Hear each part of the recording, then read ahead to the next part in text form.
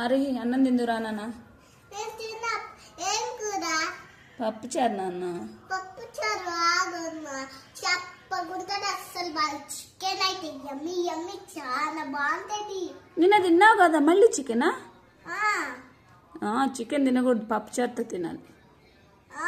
ఇప్పుడు కావాల్సిన నేను పప్పు చారు చేసాగా, మరి చికెన్ లేదు ఇంట్లో. అయితే నేను బయటకు వెళ్ళి తింటా. ఏం తింటావు బయటకు వెళ్ళి?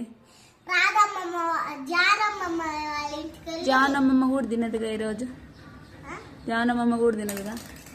కాదు, డాడీని తీసుకొని వెళ్ళి రాజమ్మమ్మ వాళ్ళ దగ్గరికి వెళ్ళి డాడీని తీసుకొని రెస్టారెంట్కి వెళ్ళి చికెన్ తింటానుగా. నేను వెళ్ళనివ్వనుగా, నేను పప్పు చారుతో తినాల్సింది ఈరోజు నువ్వు. అప్పుడు డాడీ ఏంటంటే నిన్ను పండేసి లాకేసేసి అన్నిటికి.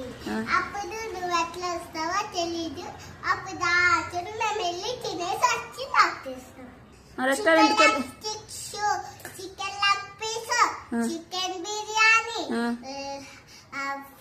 ఫ్రైడ్ రైస్, మళ్ళీ ఫ్రెంచ్ ఫ్రైస్,